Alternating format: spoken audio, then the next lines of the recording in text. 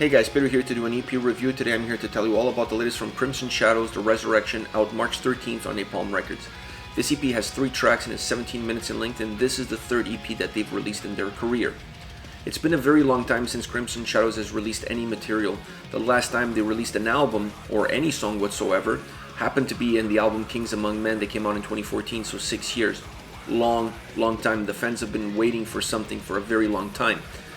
This EP has a very interesting dynamic amongst the 3 tracks. It starts off with a brand new track, Betrayed by the King, and then the next 2 are 2 cover songs. The first one is Blackfire, originally a song by DragonForce, and the second one is Against the Wind, originally a Stratovarius song. So very interesting that they decided to go with a brand new track and then 2 covers, just to give the fans, in my opinion, something for them to digest and for them to listen to.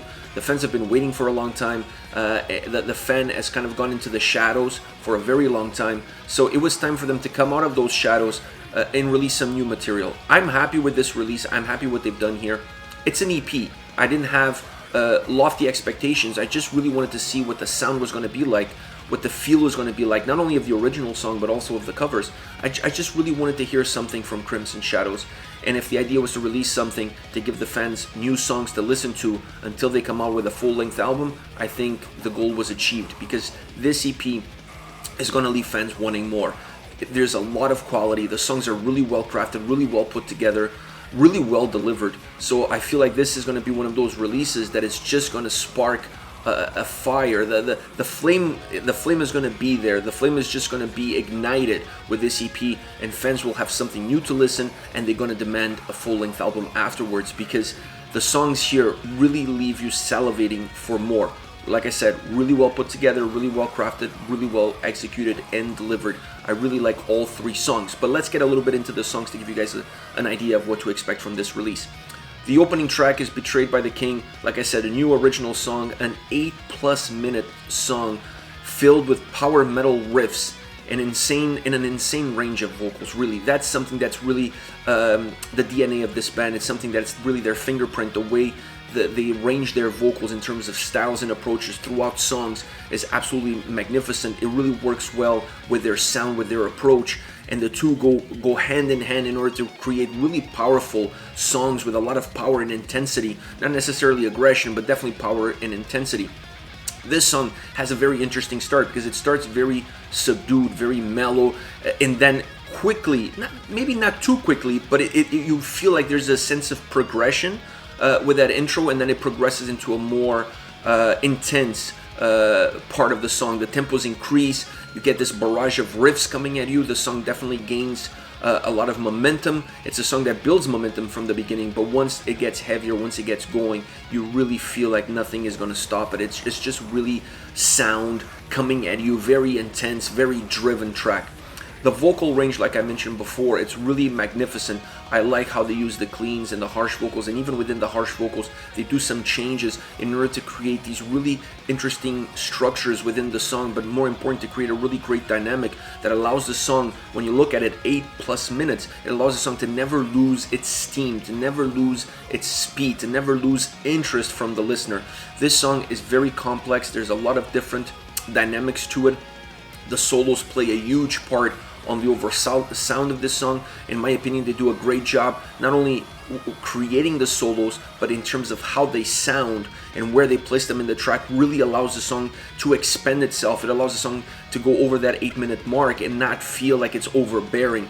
It's a song that, in my opinion, that if you had it on loop and you play it twice, it could be a 16-minute song. You just don't really notice the time going by with this track, because it's so magnetizing. It has so many changes, so many momentum changes. The structure of the song is such that it just allows it to have great fluidity, great playability all the way through. I love the sound that it has. I love the power that it carries, and I love how fast forward moving it is. It's really a power metal song with death metal vocals most of the time, and I love that dynamic that they're able to create within their music that really allows them to have songs that are intense, that have power, that are melodic. That's very important. Their songs on this EP and overall very melodic, but still very heavy at the same time, with most of the heaviness really coming from the vocal approach. This to me it's a magnificent song, a song of epic proportions, I don't think they could have started off the EP in a better way, and I don't think they could have released an original song after 6 years that is any better than this song. This song is just absolutely balls to the wall, and it just really shows the talent that this band has, and makes you wonder why they've waited 6 years to release new material, because this song is just magnificent. What a track. Next comes Blackfire. Like I said, this is a cover of a DragonForce original. It sounds like Crimson Shadows, but also sounds like a heavier version of DragonForce. Really interesting cover. In my opinion, they kept a lot of the original material there. They kept a lot of the original vibe that this song has, and then they just included a little bit of their DNA into it. I felt that the guitar solos were extremely well done. Not an easy thing to do, to grab a DragonForce song, create a cover, and be able to deliver the same style of sound, the same style of approach musically on any track. They did this with Blackfire. In my opinion, they did it very well. The vocal dynamics give a little bit more of heaviness to the song, definitely heavier than the original, mostly coming from the vocals, but the guitars have a little bit of a different vibe, have a little bit of a different feel to it. Like I said, it sounds like a Crimson Shadow song, but at the same time, when you listen to it, it also sounds like a DragonForce song. So a really well done cover, in my opinion, that really balances the original with this new one. And if you didn't know the original, you would think this would be one of their original songs. And if you know the original, you can see where the similarities are, but you can also tell where the differences lie. Next, Against the Wind. Like I said, this was an original Stratovarius song. A song that, in my opinion, from a guitar perspective, has a little bit more grit, has a little bit more bite. It's not necessarily heavier than the original, but has an edge to it that you don't get from the original track.